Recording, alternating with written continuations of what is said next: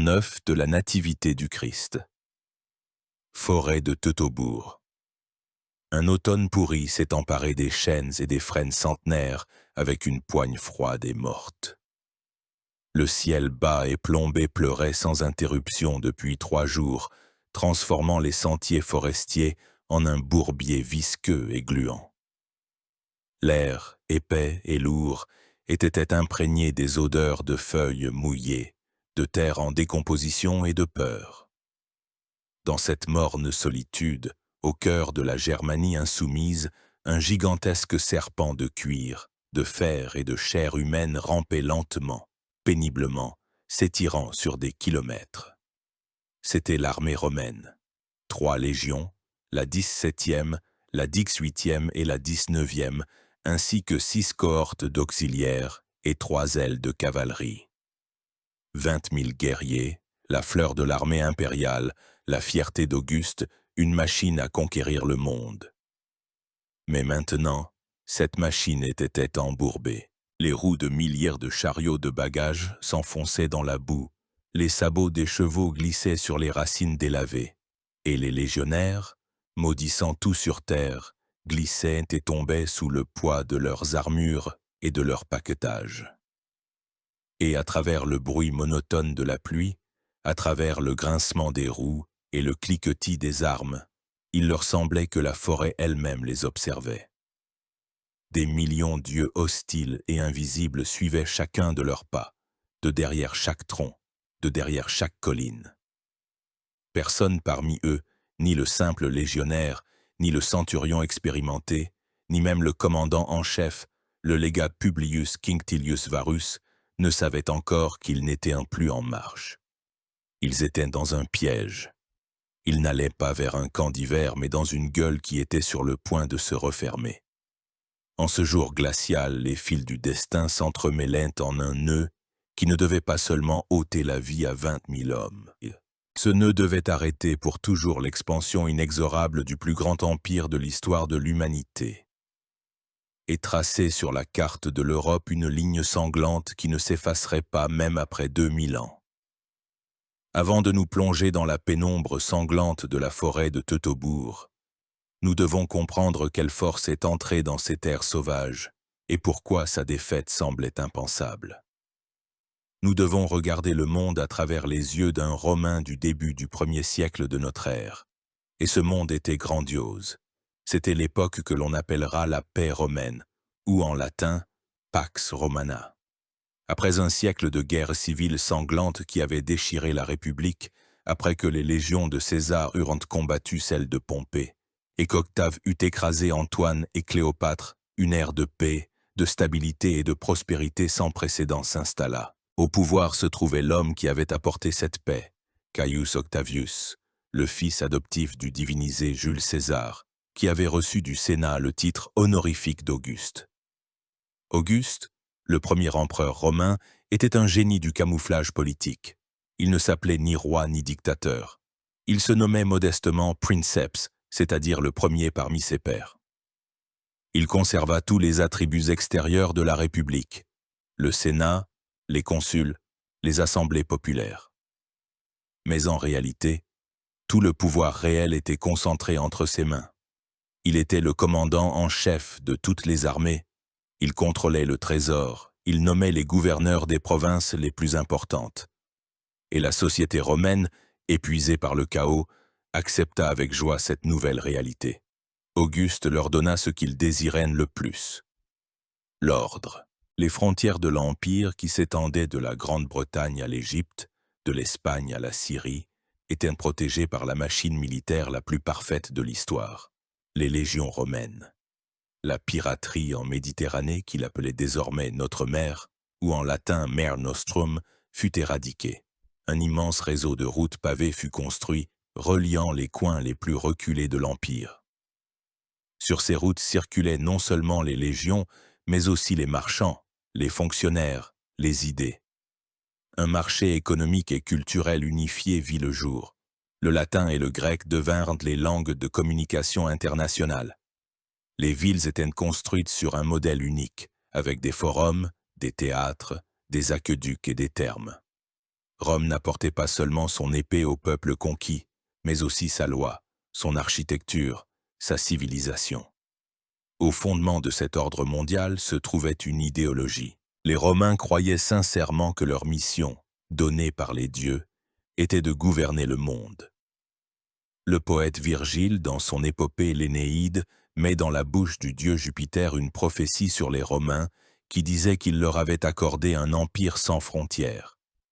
La domination romaine n'était pas perçue comme une tyrannie, mais comme un bienfait, comme l'établissement de la justice et de la civilisation là où régnait auparavant la barbarie et la guerre éternelle entre les tribus. Et le principal instrument de cet élan civilisateur était l'armée. L'armée romaine de l'époque d'Auguste n'était pas une milice de citoyens comme elle l'avait été au début de la République. C'était une armée professionnelle et permanente, l'une des organisations militaires les plus efficaces et les plus disciplinées jamais créées par l'homme. La base de sa puissance était la Légion. Une légion comptait environ 5000 hommes d'infanterie lourde, divisés en 10 cohortes. Chaque cohorte était divisée en 6 centuries de 80 hommes chacune. La centurie était commandée par un centurion qui était l'épine dorsale de l'armée, un professionnel expérimenté et aguerri, issu du rang. Le légionnaire servait pendant 20 ou 25 ans. Pendant ce temps, il se transformait en un soldat universel. Il n'était pas seulement un guerrier, mais aussi un constructeur, un ingénieur, un arpenteur. Les légions construisaient des routes, des ponts, des forteresses, des aqueducs.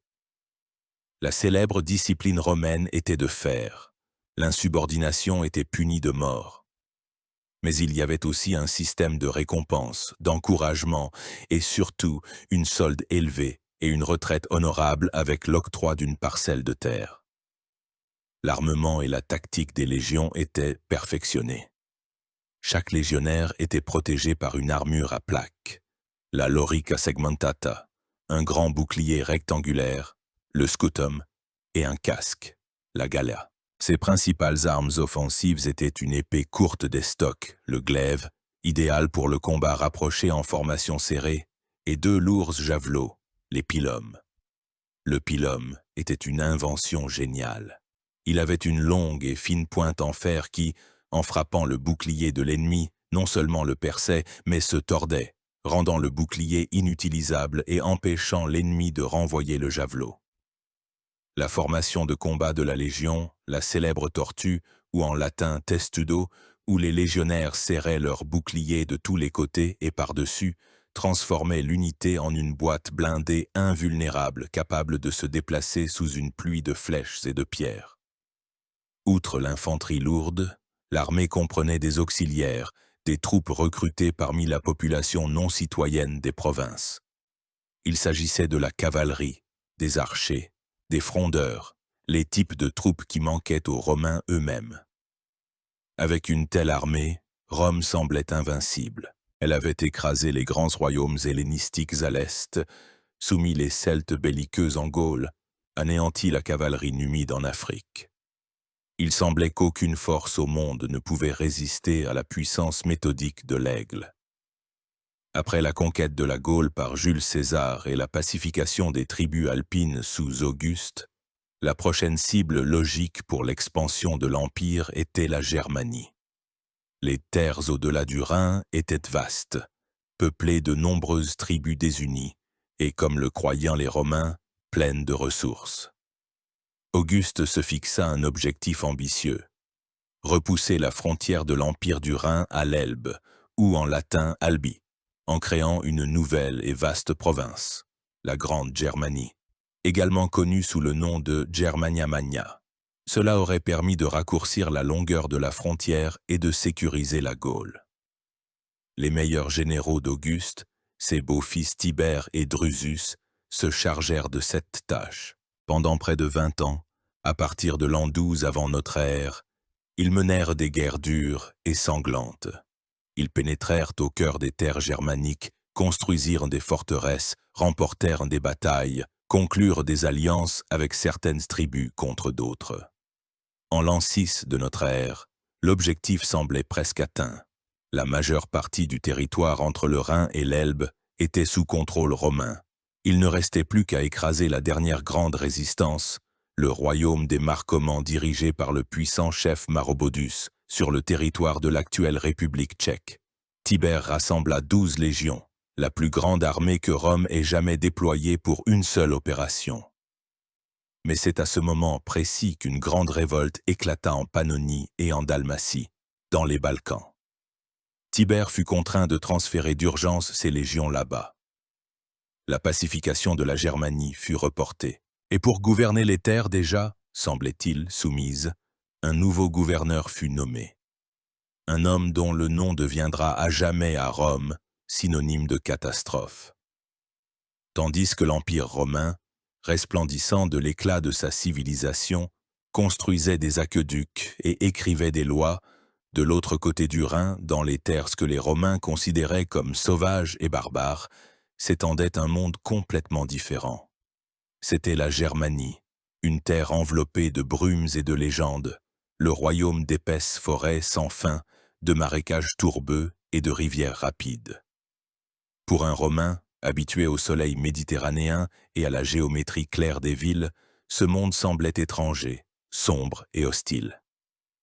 L'historien romain Publius Cornelius Tacitus, qui a écrit son célèbre traité sur l'origine des Germains et la situation de la Germanie près de 100 ans après les événements décrits, a dépeint cette terre sous les couleurs les plus sombres. Il a écrit que le pays, dans l'ensemble, est soit hérissé de forêts, soit noyé dans les marécages. Il est plus humide du côté de la Gaule et plus venteux du côté du Norique et de la Pannonie. Mais derrière cette façade inhospitalière se cachait une société complexe et originale, dont les valeurs et le mode de vie étaient à l'opposé de ceux des Romains. La Germanie n'était pas un État unifié. Elle était peuplée de dizaines, voire de centaines de tribus différentes, parlant des langues apparentées mais souvent en guerre les unes contre les autres. Chérusques, Chattes, Bructères, Marcais, Marcomanns, Frissons, ces noms sonnaient à l'oreille romaine comme un marmonnement barbare, mais derrière chacun d'eux se trouvait un peuple fier et épris de liberté. Les Germains n'avaient pas de villes au sens romain du terme. Ils vivaient dans de petits villages ou dans des fermes isolées, composées de longues maisons en bois où vivaient sous le même toit les hommes et le bétail. Leur principale richesse n'était pas la terre, qui était considérée comme la propriété commune du clan, mais le bétail. La base de leur économie était une agriculture primitive, la chasse et l'élevage. L'organisation politique des Germains était fondée sur les principes de la démocratie militaire. Le pouvoir suprême appartenait à l'assemblée du peuple, le Thing ou le Ding, où se réunissaient tous les hommes libres capables de porter les armes. Le Thing élisait les chefs, que les Romains appelaient rois ou princes, décidait de la guerre et de la paix et jugeait les criminels. Les chefs n'avaient de pouvoir que tant que la chance militaire leur souriait et qu'ils récompensaient généreusement leurs guerriers. Leur pouvoir n'était pas absolu et ne se transmettait pas héréditairement au sens strict. La principale cellule sociale était la suite, un groupe de guerriers rassemblés autour d'un chef charismatique et valeureux. La loyauté d'un membre de la suite envers son chef était absolue. Tacite a écrit que quitter une bataille en survivant à son chef était un déshonneur et une honte pour toute la vie. Le chef se battait pour la victoire et les membres de la suite pour le chef. Ce système engendrait des guerres intertribales, des raids et des querelles constants. La guerre, pour un Germain, n'était pas une politique, mais un mode de vie, le principal moyen d'acquérir la gloire et la richesse. Le guerrier germain était redoutable au combat. Grand, blond ou roux, aux yeux bleus, il était habitué dès l'enfance aux privations et au maniement des armes. Leur armement était simple par rapport à celui des Romains. Ils utilisaient rarement des armures et des casques, se protégeant seulement avec un grand bouclier en bois peint de couleurs vives. Leur principale arme était une courte lance à la pointe étroite, qu'ils appelaient la framée. Elle pouvait être utilisée aussi bien pour le jet que pour le corps à corps. Les épées étaient rares et considérées comme un signe de noblesse. Avant le combat, les Germains se mettaient en fureur, poussant un cri de guerre terrifiant, le barrent tous, en appliquant leur bouclier contre leur bouche pour que le son soit plus sourd et plus menaçant. Leur tactique reposait sur une charge rapide, sur la force du premier choc. Ils utilisaient souvent une formation en coin, appelée la tête de sanglier, pour percer la ligne ennemie. Ils étaient courageux jusqu'à la témérité, méprisaient la mort et considéraient la mort au combat comme le sort le plus honorable. Leur religion était à l'image de leur esprit guerrier. Ils adoraient leur Dieu non pas dans des temples construits de mains d'hommes, mais dans des bosquets sacrés, au cœur de la forêt vierge. Les principales divinités étaient Wotan, ou Odin, dieu de la guerre, de la fureur et de la sagesse, protecteur des chefs et des héros. Donar, ou Thor, le dieu du tonnerre, un dieu guerrier, protecteur du peuple, et Tyr ou Tyr, dieu de la vaillance militaire et du droit. Les prêtres jouaient un rôle immense dans la société. Ils accomplissaient des rituels, lisaient l'avenir dans le vol des oiseaux ou le hennissement des chevaux blancs sacrés, offraient des sacrifices, y compris des sacrifices humains, surtout après les victoires, lorsque les prisonniers ennemis étaient offerts en sacrifice à Wotan. La forêt, pour un Germain, n'était pas seulement un endroit où trouver du gibier ou du bois de chauffage. La forêt était sa maison, son refuge, son temple. Ils en connaissaient chaque sentier, chaque marais, chaque ravin. Et c'est cette connaissance, multipliée par leur bellicisme inné, qui en faisait un adversaire extrêmement dangereux sur leur propre terrain. Les Romains, avec leur orgueil impérial, ont longtemps sous-estimé les Germains. Ils ne voyaient en eux que des sauvages, des barbares qu'il fallait soit soumettre, soit anéantir. Ils tentèrent de leur imposer leur système de gouvernement, introduisirent des impôts, rendirent de la justice selon les lois romaines, construisirent des routes et des forteresses. Mais ils ne comprenaient pas l'essentiel. Pour un Germain, la valeur suprême était la liberté. Il pouvait se soumettre à un chef plus fort, mais il ne se serait jamais résigné à la condition de sujet d'un empire lointain, obligé de payer un tribut et d'obéir à des lois étrangères. La civilisation romaine, avec sa bureaucratie, ses impôts et son urbanisation, leur était étrangère et hostile. Et lorsque la pression devint insupportable, lorsque l'humiliation fit déborder la coupe, ce monde sauvage et forestier était prêt à exploser. Il ne manquait qu'un chef capable d'unir les tribus désunies et de diriger leur fureur contre un ennemi commun. Et ce chef se trouva. Tandis que les tribus germaniques grondaient sous le poids de la botte romaine et que l'on célébrait à Rome l'achèvement imminent de la conquête, un nouveau gouverneur arriva au camp d'été sur la rivière Weser. Il s'appelait Publius Quinctilius Varus. La nomination de cet homme au poste de gouverneur d'une province explosive et pas encore entièrement pacifiée fut l'une des plus grandes erreurs de casting de l'histoire de Rome. Varus était tout le contraire des généraux austères et aguerris comme Tibère et Drusus qui avaient mené les guerres en Germanie avant lui. Il n'était pas un soldat, mais un administrateur, pas un conquérant, mais un juriste. Varus était issu d'une ancienne mais appauvrie famille patricienne. Il avait fait carrière non pas sur les champs de bataille, mais grâce à son amitié personnelle avec l'empereur Auguste et à son mariage avec Claudia Pulchra, une petite nièce de l'empereur lui-même. Il faisait partie de la plus haute société romaine, un homme habitué au luxe, au confort et à une obéissance inconditionnelle. Avant sa nomination en Germanie, il avait été gouverneur en Afrique, puis, plus important encore en Syrie, l'une des provinces les plus riches et les plus civilisées de l'Empire. En Syrie, Varus s'était montré un administrateur dur et efficace. Lorsqu'une révolte éclata en Judée après la mort du roi Hérode le Grand, Varus la réprima avec une impitoyable cruauté typiquement romaine. Il ordonna la crucifixion de 2000 rebelles faits prisonniers.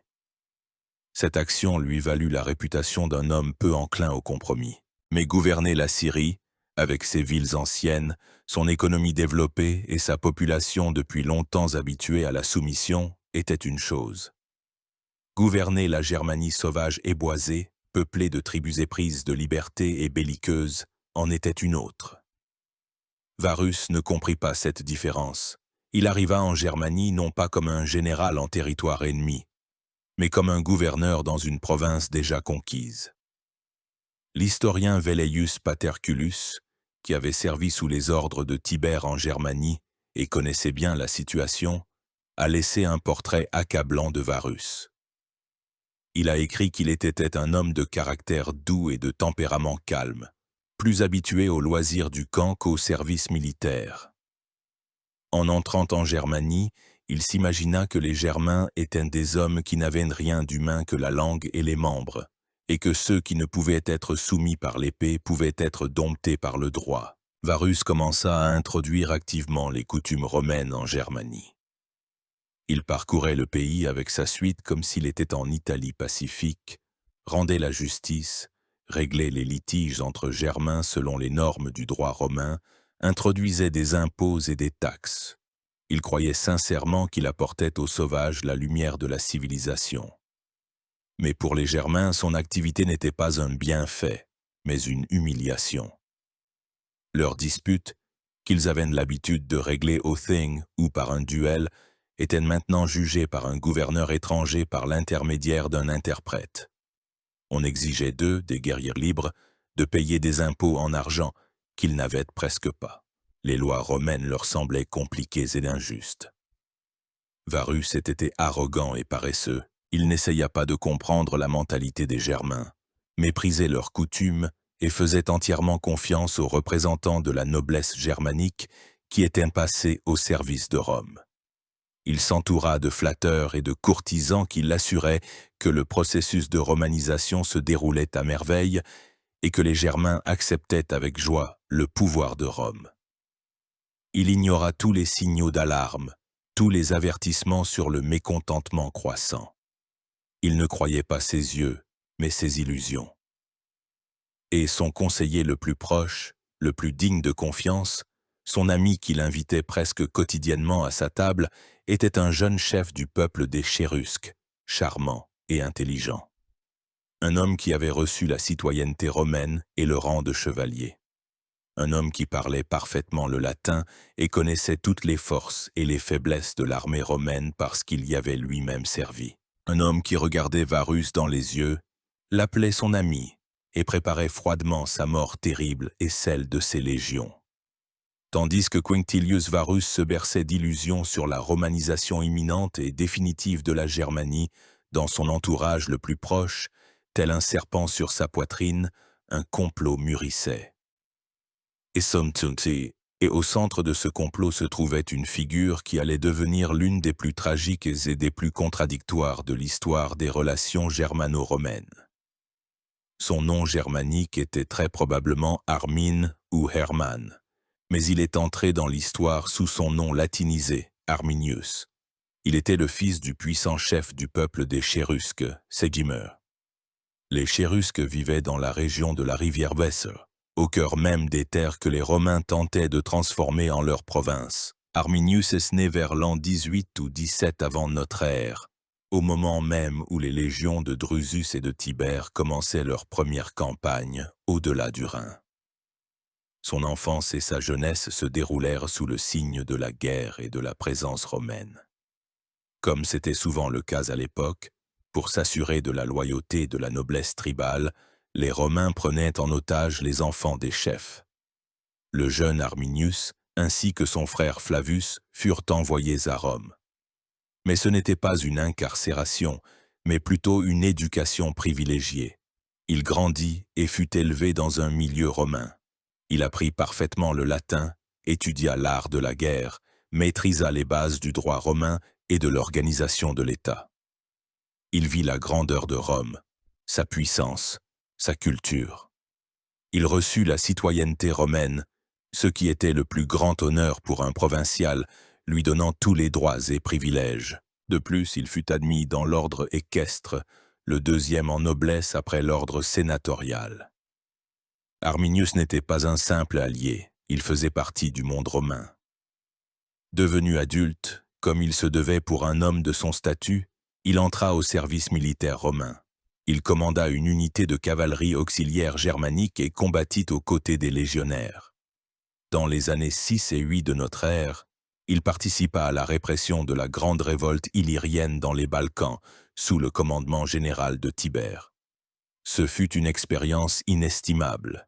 Il vit l'armée romaine à l'œuvre, au cœur d'une guerre cruelle et épuisante. Il apprit ses points forts, comme la discipline, l'organisation, l'art de l'ingénierie. Mais il apprit aussi ses points faibles, sa lenteur en terrain accidenté, sa dépendance au convoi, sa vulnérabilité en marche. Il comprit comment pensaient les commandants romains, comment ils élaboraient leurs plans. Il était à l'intérieur de la machine et il l'étudia jusqu'au moindre rouage. Que se passait-il dans l'âme de cet homme? C'est le plus grand mystère. Était-il dès le départ un patriote secret qui n'attendait que son heure, utilisant les Romains pour ensuite leur porter un coup dans le dos? Ou bien était-il un partisan sincère de Rome qui s'est peu à peu désillusionné de la politique impériale en voyant son peuple humilié et pillé? L'historien romain Velleius Paterculus, qui connaissait personnellement Arminius, a écrit à son sujet qu'il était courageux au combat et possédait un esprit vif, supérieur à celui d'un barbare, et que son visage et ses yeux montraient le feu de son âme. Il est très probable que deux mondes se battaient en lui. D'un côté, il était un citoyen et un officier romain qui avait goûté aux fruits de la civilisation, vu la puissance et l'ordre de l'Empire. De l'autre, il était le fils de Ségiméur, un prince des Chérusques, et il voyait ses compatriotes perdre leur liberté, leurs anciennes coutumes bafouées par des gouverneurs arrogants comme Varus. De retour en Germanie après la guerre d'Illyrie, Arminius devint le commandant des unités auxiliaires germaniques de l'armée de Varus. Il gagna rapidement la confiance du légat. Il était jeune, intelligent, charmant, parlait parfaitement le latin, comprenait la mentalité romaine. Pour Varus, il était l'intermédiaire idéal, la preuve vivante du succès de la politique de romanisation. Varus en fit son plus proche conseiller et ami. Il festoyait avec lui, le consultait sur la gestion des tribus, lui faisait entièrement confiance. Et Arminius, pendant ce temps, tissait déjà sa toile. Il rencontrait secrètement les chefs d'autres tribus, comme les Châtais, les Bructères, les Mars, les persuadant d'oublier leurs vieilles querelles et de s'unir contre l'ennemi commun. C'était une tâche incroyablement difficile. Les chefs germains étaient fiers, indépendants, et n'avaient pas l'habitude d'obéir à qui que ce soit. Mais Arminius réussit à les convaincre. Il utilisa toute son éloquence, son autorité d'officier romain et sa connaissance des plans des Romains. Il leur prouva que s'ils ne frappaient pas maintenant, tous ensemble, il serait bientôt trop tard. Rome les réduirait en esclavage un par un. Mais tous les chefs germains ne le soutinrent pas. Son propre beau-père, le noble chérusque Ségestès, s'opposa au complot. Ségeste était un partisan convaincu de l'alliance avec Rome. Il y voyait le seul chemin vers la paix et la prospérité. Il haïssait son gendre, qui de plus avait enlevé sa fille Thusnelda et l'avait épousée contre sa volonté. Ségeste tenta à plusieurs reprises d'avertir Varus. Il lui révéla les détails du complot, nomma les conspirateurs, le supplia d'arrêter Arminius et ses complices. Mais Varus, aveuglé par son arrogance et son amitié pour Arminius, considéra cela comme de la calomnie, une manifestation de l'inimitié personnelle entre les chefs germains. Il ignora les avertissements qui auraient pu lui sauver la vie et ses légions. Le piège était prêt. Il ne restait plus qu'à y attirer la bête. L'automne de l'an 9 de notre ère arriva.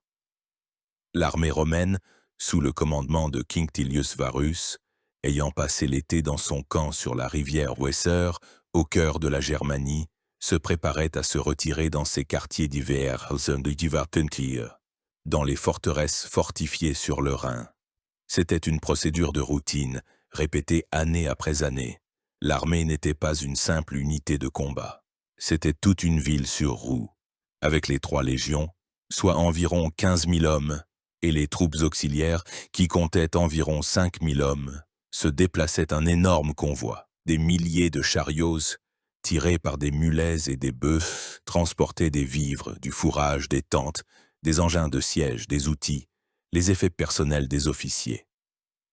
Avec l'armée suivait également un grand nombre de civils, des marchands, des vivandiers, des artisans, ainsi que les femmes et les enfants des soldats et des officiers.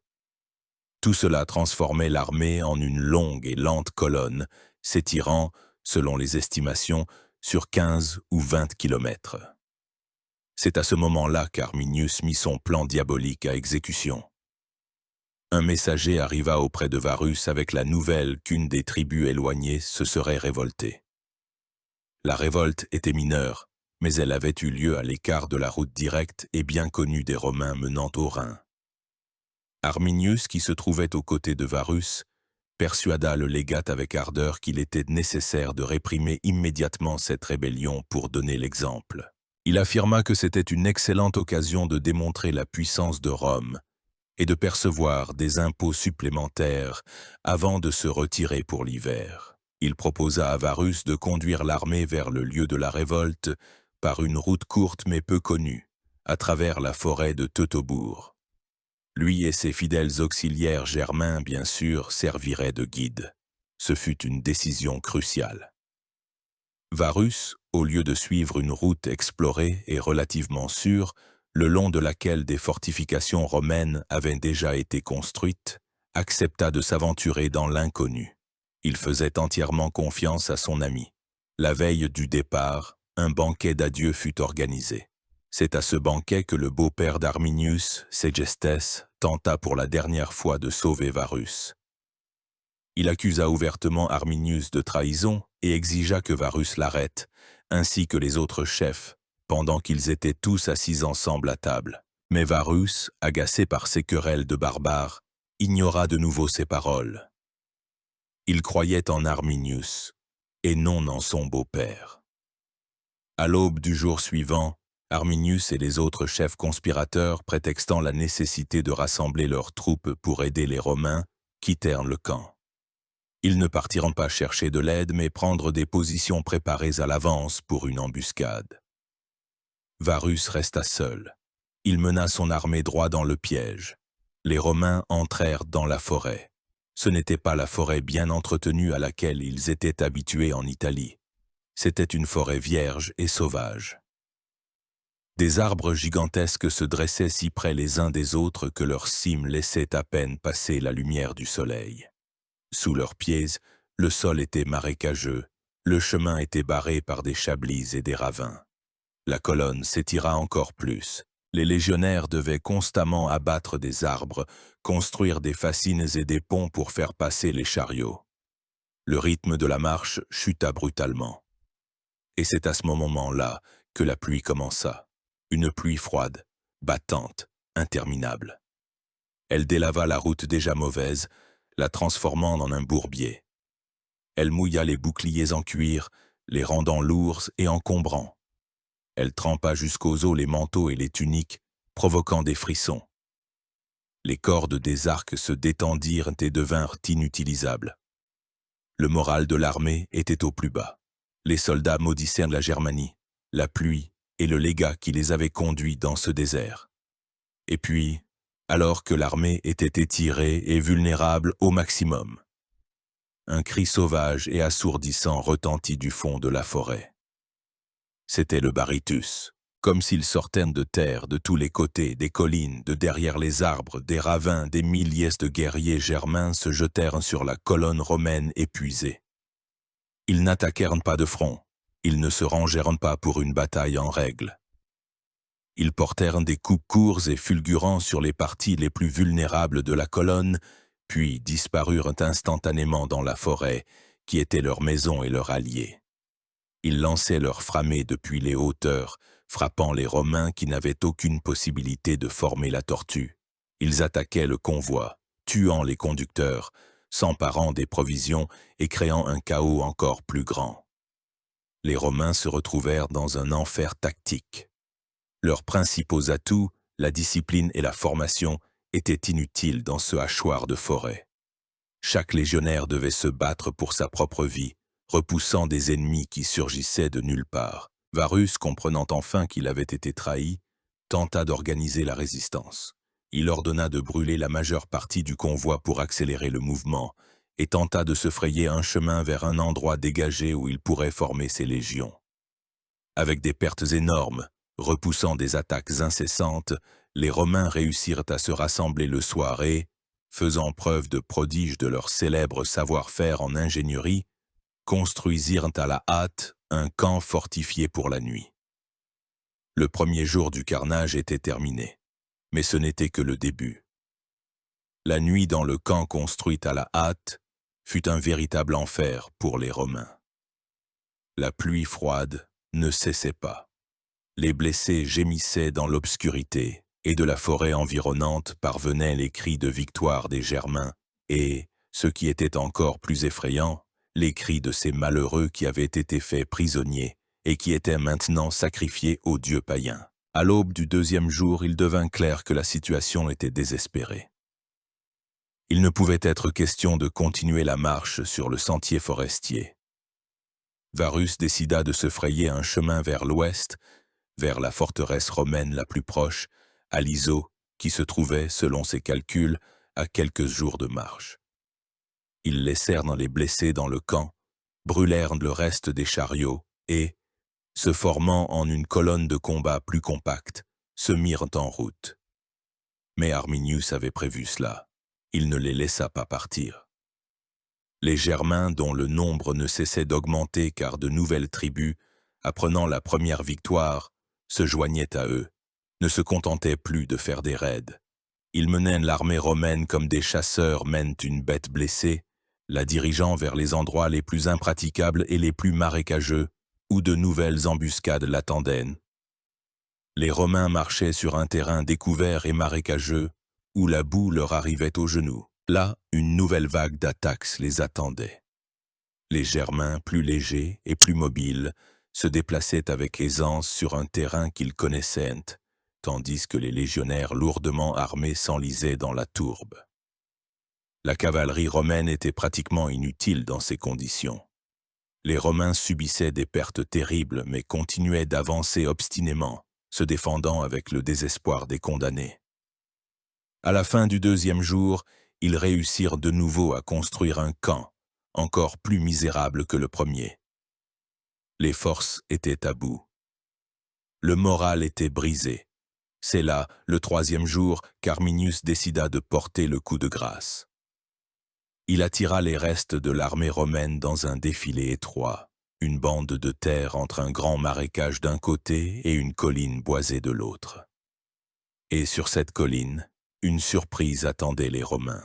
Les fouilles archéologiques menées au XXe et XXIe siècle sur le site de Calcrièse en Basse-Saxe ont permis de reconstituer avec une précision étonnante les événements du dernier jour de la bataille. Il s'est avéré que les Germains avaient construit à l'avance un long remblai de terre, d'environ 600 mètres de long, fortifié de clayonnage. Ce remblai, caché par la forêt, longeait la route et était idéal pour tirer avec précision sur la colonne romaine qui passait en dessous. Ce n'était pas une simple attaque de guérilla, c'était une opération d'ingénierie soigneusement planifiée, dans laquelle Arminius utilisa les principes mêmes de la fortification de campagne romaine contre les Romains eux-mêmes. Lorsque les restes épuisés des 3 légions entrèrent dans ce piège mortel, l'enfer se déchaîna sur eux. Du remblai caché, une pluie de javelots s'abattit sur eux. Les Germains, protégés par le remblai, étaient pratiquement invulnérables, tandis que les Romains, sur une étroite bande de terre, étaient une cible idéale. La formation se disloqua définitivement. La panique s'installa. Les légionnaires, jetant leurs boucliers et leurs pylômes devenus inutiles, tentèrent de prendre d'assaut le remblai, mais leurs attaques s'enlisèrent dans le sang. La structure de commandement s'effondra. Voyant que tout était perdu, Quinctilius Varus, ne voulant pas être fait prisonnier et subir des humiliations, se suicida en se jetant sur son épée. De nombreux officiers supérieurs suivirent son exemple. Pour le simple légionnaire, c'était la fin. Restés sans commandement, encerclés de toutes parts, ils étaient condamnés. Ce qui suivit ne fut pas une bataille, mais un massacre. Les Germains franchirent le remblai et se jetèrent sur les blessés et ceux qui résistaient encore. Seuls quelques-uns réussirent à s'échapper de cet enfer et, errant dans les forêts, à atteindre le Rhin. La plupart furent tués sur place. Un sort terrible attendait les prisonniers. Les officiers supérieurs et les centurions furent sacrifiés dans les bosquets sacrés. On les pendit aux arbres, on leur trancha la gorge au-dessus de chaudrons pour recueillir leur sang pour des rituels. Leurs têtes furent ensuite exposées sur des pics dans les villages germains. Les simples légionnaires furent soit tués, soit réduits en esclavage. Mais le principal butin pour les Germains ne fut ni les prisonniers, ni les armes. Le principal trophée furent les aigles des 3 légions, les étendards sacrés, les Aquilae, qui étaient l'âme et l'honneur de chaque légion. La perte d'un aigle était considérée comme le plus grand des honneurs, une tache indélébile sur la réputation. La capture de 3 aigles à la fois fut une catastrophe nationale pour Rome, le symbole d'une humiliation totale et inconditionnelle. L'armée de Quinctilius Varus cessa d'exister. Les 17e, 18e et 19e légions furent à jamais rayées des listes de l'armée romaine. Leurs numéros ne furent plus jamais attribués à personne. La forêt de Teutobourg devint pour Rome un lieu maudit, un immense charnier, le symbole de sa plus terrible défaite. La nouvelle de la catastrophe parvint lentement à Rome. Les premiers messagers furent les quelques survivants, en haillons, blessés, le regard fou, qui avaient réussi à traverser le Rhin. Leur récit semblait au début impensable, le délire de fou. 3 légions, anéanties, complètement, avec le légat, les officiers, le convoi. Une telle chose ne s'était pas produite depuis la défaite de Crassus face aux Parthes, mais à mesure que de nouvelles confirmations arrivaient, la stupeur puis la panique s'emparèrent de Rome. Selon l'historien Suétone, l'empereur Auguste, qui avait alors plus de 70 ans, était absolument anéanti. Lui, le créateur de l'Empire, l'architecte de la paix romaine, recevait ce terrible coup au crépuscule de sa vie. Suétone écrit qu'Auguste ne se coupa ni les cheveux ni la barbe pendant plusieurs mois en signe de deuil et se frappait souvent la tête contre le chambranle de la porte en s'exclamant la célèbre phrase « Quinctilius Varus, rends-moi mes légions ». Ce cri de désespoir du vieil empereur est entré dans l'histoire comme le symbole de toute la tragédie. Auguste n'était pas un homme sentimental, son chagrin n'était pas seulement causé par la perte de 20 000 soldats, il comprenait les conséquences stratégiques de la catastrophe. La principale crainte était la menace d'une invasion de la Gaule. La frontière du Rhin était restée pratiquement sans défense. Si Arminius, enivré par la victoire, avait réussi à maintenir l'unité des tribus germaniques et à les conduire à travers le Rhin, il aurait pu soulever une révolte également dans la Gaule récemment soumise. Les conséquences auraient pu être imprévisibles. Auguste prit des mesures extraordinaires. La mobilisation fut décrétée à Rome. Comme les volontaires manquaient, le service en Germanie étant devenu extrêmement impopulaire après de telles nouvelles, les autorités eurent recours à la conscription forcée, exécutant un homme sur 10 parmi ceux qui se dérobaient. Les vétérans furent rappelés au service. Toute la capitale fut saisie d'une fièvre militaire. L'empereur renvoya sa garde personnelle, composée de gardes du corps germain, ne faisant plus confiance à aucun d'entre eux. Le commandement de l'armée du Rhin fut confié au plus expérimenté des généraux, le beau-fils de l'empereur, Tibère. Il arriva sur le Rhin et rétablit l'ordre d'une main de fer, rétablit la discipline et prépara les légions restantes à la défense. Heureusement pour Rome, ses pires craintes ne se réalisèrent pas. Arminius ne put ou ne voulut pas organiser une invasion, Sa coalition créée dans un seul but, l'expulsion des Romains, commença à se désagréger immédiatement après la victoire. Les querelles intertribales, les anciennes inimitiés et la jalousie envers la gloire d'Arminius prirent le dessus. Les Germains étaient de superbes guerriers, mais de piètres bâtisseurs d'États. Ils ne purent pas créer un État unifié capable de défier Rome sur son propre territoire. Ils se contentèrent de détruire les fortifications romaines restantes à l'est du Rhin. Seule la garnison de la forteresse d'Aliso, sous le commandement du préfet Lucius Caedicius, réussit à résister au siège et, perçant l'encerclement, à se replier en combattant jusqu'au Rhin. La catastrophe de la forêt de Teutobourg eut pour Rome des conséquences non seulement militaires, mais aussi psychologiques et politiques profondes. Le mythe de l'invincibilité des légions fut brisé. Il devint clair qu'il existait des peuples qu'il était impossible ou, du moins, extrêmement difficile d'assimiler. La conquête de la Germanie qui semblait si proche se transforma en une terrible humiliation. Auguste, à la fin de sa vie, en rédigeant son testament politique, les Actes du divin Auguste, conseilla à ses successeurs de ne pas étendre les limites de l'Empire, considérant qu'il avait atteint ses frontières naturelles. Le Rhin, qui devait devenir une rivière intérieure de l'Empire, se transforma en sa frontière permanente, fortifiée et saignante. La bataille de la forêt de Teutobourg n'a pas seulement détruit 3 légions, elle a détruit le rêve de la Grande Germanie. Elle a forcé Rome à passer de l'offensive à la défensive. L'Empire, qui croyait n'avoir pas de frontières, se heurta à un mur invisible, érigé par la fureur des guerriers de la forêt, et recula. Rome n'aurait pas été Rome si elle avait laissé une telle défaite sans réponse. L'humiliation était trop grande, la honte de la perte des 3 aigles, insupportable. La vengeance devint une question d'honneur pour tout l'Empire. Et l'étendard de cette vengeance fut brandi par un jeune général, talentueux et incroyablement populaire auprès des troupes. Il s'appelait Germanicus, et ce nom n'était pas un hasard. Il était le fils de ce même Drusus qui avait commencé la conquête de la Germanie et qui, pour ses succès, avait reçu le nom honorifique de Germanicus. Le fils devait maintenant achever l'œuvre de son père et venger Varus.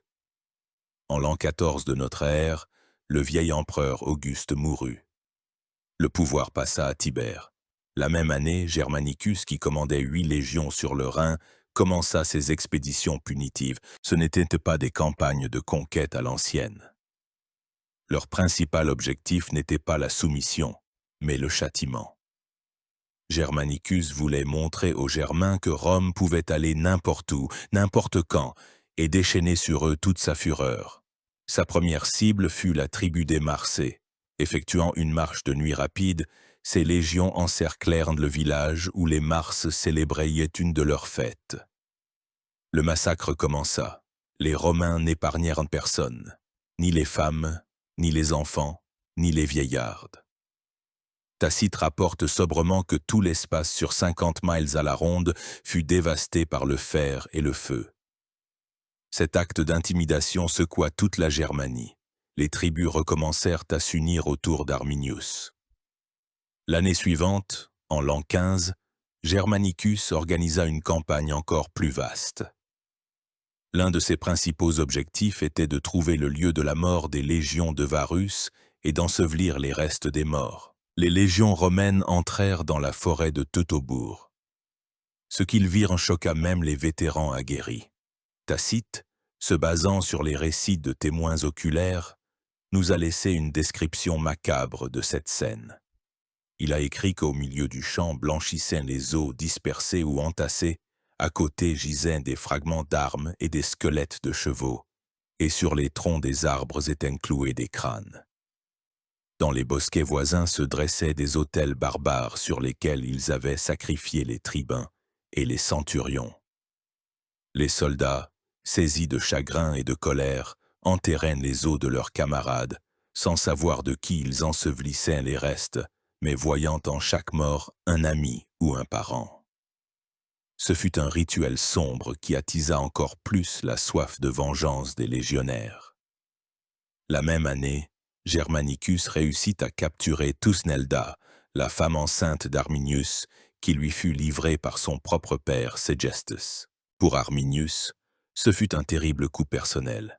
Tacite écrit qu'il devint fou de chagrin et parcourut toute la Germanie, appelant à une guerre sainte contre les Romains qui étaient allés jusqu'à lui enlever sa femme et son fils à naître. Thusnelda fut envoyée à Rome, où elle fut exhibée lors du défilé triomphal de Germanicus. En captivité, elle donna naissance à un fils, Thumelicus, qui grandit à Ravenne et devint, semble-t-il, un gladiateur, finissant sa vie dans l'arène. Le destin de la famille d'Arminius fut tragique. Le point culminant des campagnes de Germanicus furent deux grandes batailles en l'an 16. La première eut lieu dans la plaine d'Idistaviso, sur les rives de la Weser. Arminius, ayant rassemblé une immense armée, décida de livrer une bataille rangée aux Romains. Ce fut son erreur. En terrain découvert, les légions romaines étaient invincibles. Dans une bataille acharnée, les Germains furent complètement anéantis. Arminius lui-même, blessé, réussit à s'échapper en se barbouillant le visage de sang pour ne pas être reconnu. Peu de temps après, eut lieu une deuxième bataille près du mur des Angrivari, où les Germains subirent une nouvelle défaite. Germanicus avait remporté une victoire militaire convaincante. Il réussit à récupérer 2 des 3 aigles perdus, et le troisième sera retrouvé plus tard, en 41. Il avait vengé Varus. La voie vers la conquête de la Germanie semblait de nouveau ouverte. Germanicus était impatient de combattre, prévoyant d'écraser définitivement Arminius l'année suivante. Mais un ordre inattendu arriva de Rome. L'empereur Tibère, qui était lui-même un général expérimenté et connaissait bien la Germanie, le rappela dans la capitale. Officiellement, pour célébrer un triomphe bien mérité, mais les vraies raisons étaient plus profondes. Tibère peut-être jalousait la popularité de son neveu, mais plus probablement, il prit une décision froide et pragmatique. Il comprit que la conquête définitive de la Germanie exigerait des dépenses colossales en ressources et en vie, et que le bénéfice économique de cette province pauvre et boisée serait minime. Les victoires de Germanicus étaient brillantes, mais elles ne résolvaient pas le problème principal. La guérilla dans les forêts sans fin pouvait durer éternellement. Tibère décida que le jeu n'en valait pas la chandelle. Il préféra revenir à la politique d'Auguste, laisser le Rhin comme frontière et permettre aux Germains de s'exterminer eux-mêmes dans des guerres intestines. Germanicus retourna à Rome en triomphe, puis fut envoyé en Orient, où il mourut bientôt mystérieusement, peut-être empoisonné. Et qu'en est-il d'Arminius? Son destin fut également tragique. Après le départ des Romains, il tenta d'unir les tribus germaniques sous son autorité et de devenir leur roi. Mais les Germains épris de liberté, qui l'avaient suivi contre Rome, ne voulurent pas lui obéir en temps de paix. Il fut entraîné dans une guerre avec le roi des Marcomans, Maroboduus, puis tomba victime d'un complot de ses propres compatriotes qui l'accusèrent d'aspirer à la tyrannie. En l'an 21 de notre ère, à l'âge de 37 ans, le libérateur de la Germanie fut tué par ses propres parents. Tacite, un Romain et un ennemi, lui écrivit une épitaphe pleine de respect. Il a écrit que c'était, sans aucun doute, le libérateur de la Germanie, qui avait défié le peuple romain non pas dans son enfance, comme d'autres rois et chefs, mais à l'apogée de sa puissance. Dans les batailles, il ne fut pas toujours chanceux, mais dans la guerre, il resta invaincu. Il est encore chanté dans les chansons des barbares. La bataille de la forêt de Teutobourg ne fut pas la plus grande ni la plus sanglante de l'histoire de Rome. Mais peu de batailles ont eu des conséquences aussi profondes et à long terme. Ce ne fut pas une simple défaite militaire. Ce fut une ligne de partage civilisationnel, un événement qui a prédéterminé la carte ethnique, culturelle et politique de l'Europe pour les millénaires à venir. Le principal et immédiat résultat de la bataille fut l'établissement définitif de la frontière de l'Empire romain le long des fleuves Rhin et Danube. La décision, prise par Auguste sous le choc de la défaite et confirmée par le pragmatique Tibère, s'avéra définitive. Pendant les 400 années suivantes, Rome dépensera des ressources colossales pour construire et entretenir cette frontière, connue sous le nom de limes. Des centaines de forts, de tours de guet, des routes militaires seront construits. Le Rhin cessa d'être une simple rivière.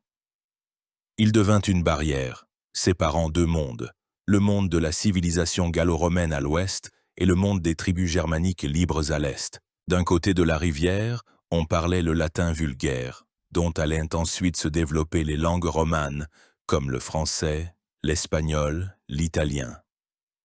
De l'autre côté, on continuait de parler des dialectes germaniques. Cette frontière, tracée par le sang des légionnaires de Varus, a largement prédéterminé les futures frontières de la France et de l'Allemagne. La défaite de Teutobourg a changé la stratégie même de l'Empire romain. Il est passé de l'ère de l'expansion illimitée à une stratégie de défense et de consolidation des territoires déjà conquis. Le rêve d'un empire sans frontières est mort dans les marais de Germanie. Rome a pris conscience qu'il y avait des limites à sa puissance, que tous les peuples ne pouvaient pas être soumis et assimilés. Cela a eu une influence considérable sur la mentalité des Romains. Pour les tribus germaniques, la victoire d'Arminius a eu une importance colossale. Elle leur a permis de conserver leur indépendance, leur culture, leur langue et leur organisation sociale. Bien qu'ils n'aient pas réussi à créer un État unifié, ils ont continué à se développer en dehors du contrôle direct de Rome. Et ce sont ces mêmes tribus, Franks, Goths, Vandals, Saxons, qui, 4 siècles plus tard, après s'être renforcés et avoir beaucoup appris de leurs grands voisins, traverseront ce même Rhin et, sur les décombres de l'Empire romain d'Occident, créeront de nouveaux royaumes barbares dont naîtra l'Europe médiévale et moderne. La figure d'Arminius est devenue un symbole puissant dont la signification a changé au fil des siècles. Oublié pendant de longs siècles, il a été redécouvert à l'époque de la Réforme. Martin Luther voyait en lui le premier Allemand, le prototype du combattant pour la liberté germanique contre la Rome étrangère, en l'occurrence papale. Au XIXe siècle, à l'époque de l'unification de l'Allemagne, Arminius, ou Hermann comme on se mit à l'appeler, devint le héros national numéro 1, le père fondateur mythique de la nation allemande. En 1875, un monument gigantesque de 53 mètres de haut, connu sous le nom de monument de Hermann, lui fut érigé dans la forêt de Teutobourg. Arminius y est représenté dans une pose guerrière, l'épée levée, tournée vers l'ouest, en direction de la France, alors le principal ennemi de l'Allemagne. C'est ainsi que l'ancien chef chérusque fut appelé à titre posthume au service du nationalisme moderne. Aujourd'hui, lorsque nous regardons cette bataille du haut de 2000 ans d'histoire, nous y voyons plus qu'un simple affrontement de deux armées. C'était l'affrontement de deux mondes, de deux civilisations, de deux conceptions de l'ordre et de la liberté. D'un côté, l'empire universaliste, urbain et juridique de Rome. De l'autre, le monde tribal, forestier et épris de liberté des Germains.